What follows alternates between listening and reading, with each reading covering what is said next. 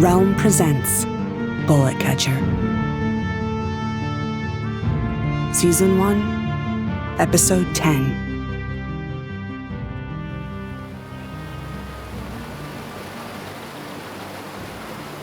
It's not a good idea, the bullet catcher says. He dips a cloth under the falling water and wipes the back of his neck. It's sure to get us killed. Do you have a better one? Yes. We ride. We get as far away from Las Pistolas and Nico as we possibly can. We ride until we run out of land. Maybe we'll go to the Northland, or hire a boat to take us across the ocean. For a moment, I allow myself to imagine traveling to all these places I've only read about. I can't leave, having seen what I've seen. Hartright speaks up. Nico won't stop until he controls the whole Southland and all the water in it. Where there are people, there will always be those who seek to oppress and control them. You can't help them all. No, but we can help these people, right here, right now. If you do what you say you want to do, you'll be helping plenty, sure, but you'll be damning others too. Hartright says, if we destroy the gunslinger's power over the water, it'll turn Las Pistolas into a ghost town. No water, no people, just like it was before. But the water they're stealing from these towns will go back to where it belongs, I say. We are silent. The sun has fallen over the far side of the plateau. It shines through the waterfall, lighting the cave a brilliant blue. I'm going to try to stop this with or without you. The bullet catcher cups the water in his hand. I never thought there was a cause worth dying for, he says. But maybe I was wrong. People should not have to pay for water with fear. He looks at me. The light sparkles brightly along his scars and wrinkles. I wasn't talking about the water, cub.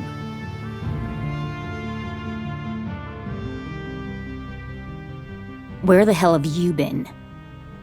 Cloak calls on me at my apartment in Las Pistolas.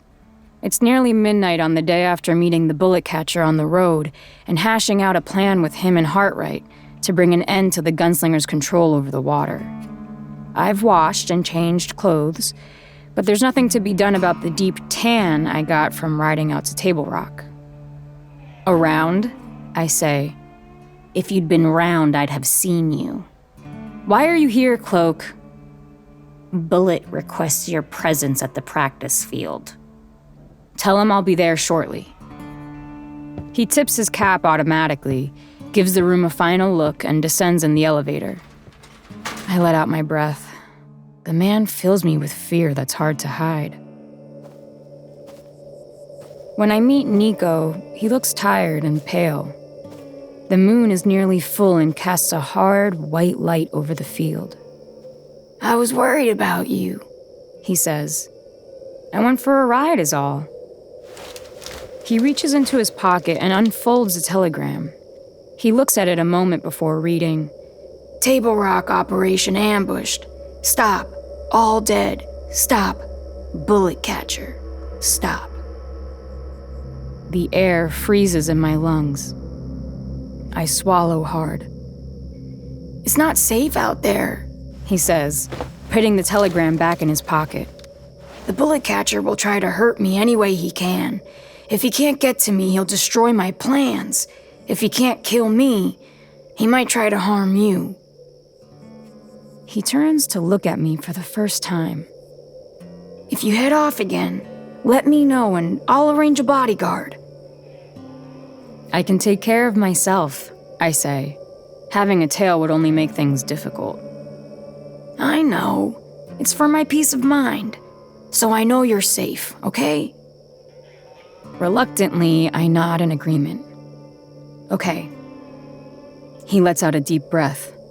Good, he says. Good. How about we blow off some steam with a little target practice? I go through the motions, shooting at the targets, my mind on other things. My shots find homes in the centers of the targets. It's easy. But then again, I guess shooting's in my blood. When it's over, Nico claps me on the back and says, "You're a born gunslinger. What can I say? You're perfect." After everything I've seen and experienced, I want to hate him, but I can't bring myself to. I'm angry, devastatingly angry at him. But looking at him now, I'm still amazed he's alive. I'm grateful that I can reach out and touch him. And I know that my anger at him is not the same thing as hate. No, I'm far from perfect. Later, we sit on the bank leading down to the field and watch the moon fall through the sky. Nico rolls a cigarette, but doesn't light it. "I'm proud of you, Imma," he says. "Don't be." "I am. And I'm not just talking about how much progress you've made as a gunslinger. I'm talking about everything that's gone on. I know you don't like the conditions at the factory, to say nothing about what went on at Bad Pines. I've been thinking about it. Maybe you're right. Maybe I've grown too used to not having to compromise." He props himself up on an elbow and looks at me. In the cold light, he looks impossibly tired, so much older than he is. The moon catches the wrinkles in the corners of his eyes and shines through his hair, which is just starting to thin. "I want you to know that I've given the order that the children should be taken out of the factories. Kids their age should be in school." "That's good," I say. I try to make my voice cool, but I can't help it shaking. Nico sees right through me and beams his huge smile. "I'm glad you're pleased," he says. It was wrong to condemn Nico as a monster, because monsters don't change. Monsters don't try to do better. In this moment, I forgive him because I need to, because no matter what, he's my brother and I love him. And maybe it doesn't matter what he's done. Maybe it doesn't matter what any of us have ever done, all the large and small crimes that mount up and weigh us down over a lifetime. Maybe all that matters is what we do once we know better. "I think you're ready for the final gunslinger test." "What kind of test?" "I don't know. It's supposed to be different for everybody. Usually one of the trainers at the academy decides what it'll be. On special occasions, I come up with something. But the charter states that since you're my sister, I'm supposed to keep my nose out of it, for impartiality's sake. Cloak's arranging it." "I don't trust him." "I know, but he's loyal, and he cares about me. One day you'll learn to trust him, as I have. Besides, the test is just a formality, something to mark the occasion." "When?" "Cloak says all will be ready in 2 or 3 days. I'll send you notice." 2 or 3 days. That means that if we're going to go ahead with the plan, it will have to be after Nico's ceremony.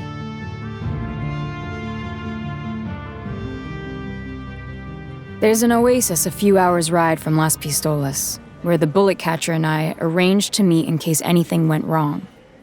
The bullet catcher said he'd be waiting nearby, and that he'll show if he sees me. But when I leave my apartment the next morning, I'm greeted in the lobby by a hulking gunslinger who tips his cap at me and says, "Bullet told me I was supposed to take extra care nothing happens to you, ma'am." I force a smile and say, "That's okay, I don't need a babysitter." "I reckon that's probably true, ma'am. But if Bullet says jump..." He follows me out of the building and into a buggy. I head to the saloon where I find Hartright drinking with the rest of the old gunslingers. She gives me a nod as I enter, and I sit down with them. It's not long before my bodyguard has joined in the drinking, and it's not much longer after that he's passed out at the table.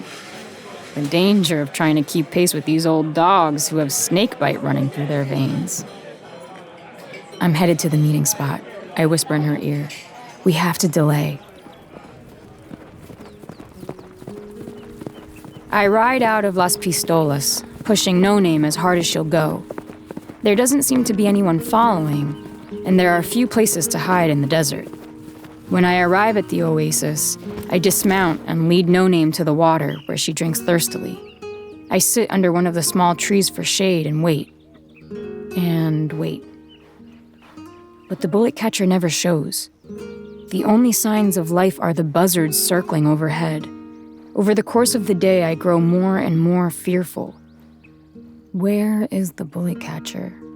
How else can I tell him we have to delay? What'll happen to us all if we're found out? And what will happen to people like those in Bad Pines and Table Rock all over the Southland if we fail? When night falls, I climb back on No Name and hurry back to Las Pistolas. The fear sits in my stomach like a stone. When I return home, there's a messenger waiting for me. He hands me 2 notes. The first is from Cloak, informing me that the test is set for tomorrow night. The second is from Nico. It reads, "Good luck." I try to sleep, but as tired as I am, the fear keeps me up. I bathe, thinking it might help, but I can't stand the feeling of the water on my skin. I try to read, but can't understand the words. My mind is a knot. Morning comes like a spotlight. Night falls like a curtain. In my apartment, I sit on the edge of my bed watching the sun set through the window.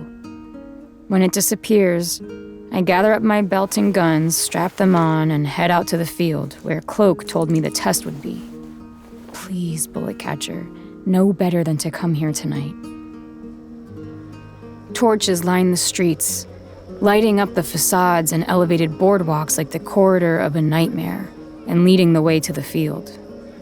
As if in a dream, I walk farther down the passage, fearful of what may lie at the end, but unable to turn and run away.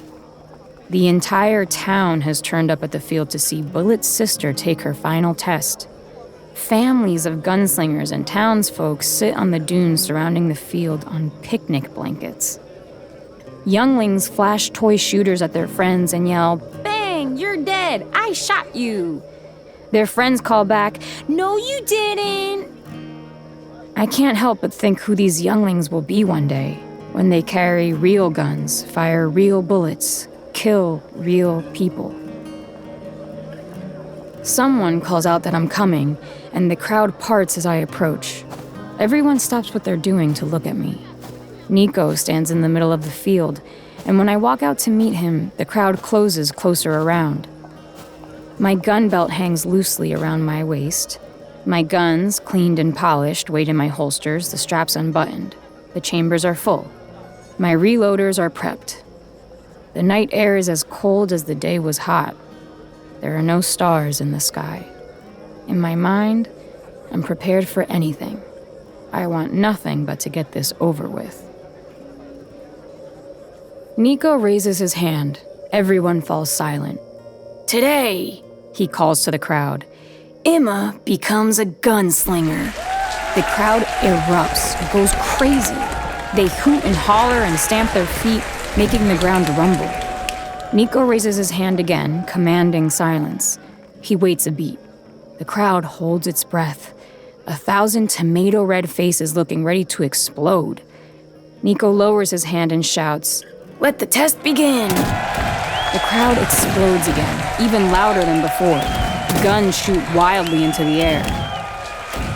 Nico whispers in my ear, I'm so happy for you. as though the test is already over, and he stands aside, his arms crossed. The crowd parts to let Cloak through. His gun is drawn in his left hand, and with the other he pulls along a figure, hands bound behind his back, face hooded in a canvas bag. A few feet away from me, Cloak stops and kicks the back of the hooded man's legs, forcing him to his knees. He pulls off the hood. The bullet catcher's face is pale. His eyes and cheeks are swollen and bruised.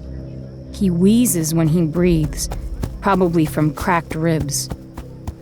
I rush to him, kneeling down to hold up his slumping figure. I cup his cheek in my hand and he looks up into my eyes. His face is calm, giving away nothing. When I look at Nico, he looks as shocked as I am. What is this? He stutters. This is her test, Cloak says, pulling down the handkerchief from over his mouth, smiling thinly. This is not what we talked about. No, an opportunity presented itself. We caught him at the oasis outside of town. He flashes me a knowing look. This is the best test of her loyalty. Nico grimaces in a way that pulls his face tight, making him look terrifying and sad in the flickering torchlight. Listen to me this once, Cloak says softly so the crowd can't hear. He rests his palm intimately on Nico's chest. Nico says nothing. Cloak turns to me.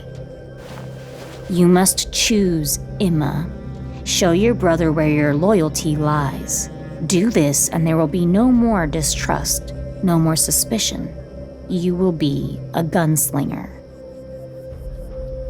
Nico's face slackens. He looks at Cloak and then at me. He says, I'm sorry, Imma.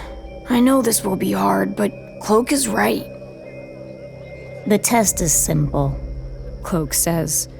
All you have to do is take out your gun and put a bullet in the bullet catcher. He won't be untied. You don't have to fear him using his powers. I search for help in Nico, but he won't meet my eyes. The bullet catcher is still in my arms. I don't want to let him go. To do so would mean his death. Cloak crouches in front of me, staring straight into my eyes. What I expect to find in his depthless, gray eyes is arrogance, deceit. But his look is earnest and mad. One day, Cloak says, when this is all over, barely even a memory, we'll all be sitting together. You and me and Nico. And you'll understand that I did this for both of you. One day, you'll thank me. He rises and moves to stand beside Nico. He whispers something in his ear and Nico closes his eyes and nods. I look into the bullet catcher's scarred, battered face. Think. Hellfire, just think. I could shoot the bullet catcher, become a gunslinger, take my place by my brother's side, become complicit in the things he does. I love Nico and I know he loves me, but I don't want to be like him. I will never be like him. I could shoot Cloak. What then? I'd get gunned down by the mob of gunslingers. Turn the gun on myself? That would seem to solve a lot of problems. Is it selfish that I don't want to die? But killing myself wouldn't solve anything anyway. They'd send the bullet catcher into the darkness right after me. Time stands still. Everyone waits. Slowly, I let go of the bullet catcher and rise to my feet. He doesn't take his eyes off me. His face is the calm center of a storm. My hand moves on its own, sliding my gun from its holster. I hold it in both hands, feeling its weight. The crowd stirs impatiently. The bullet catcher looks up at me without judgment, as if he's the one making the test, and I know he'd be willing to sacrifice himself for me. I know that if it meant him dying so I could go on living, he'd do it. Would I do the same for him? I swallow hard and pull back the hammer. The mob holds its breath.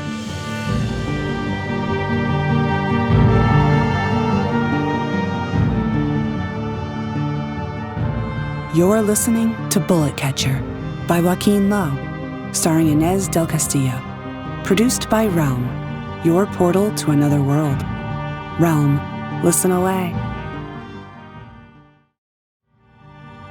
Bullet Catcher is written by Joaquin Lowe. It is produced by Lydia Shama and executive produced by Julian Yap and Molly Barton. Voice direction, Sound design, editing, and original musical theme by Amanda Rose Smith.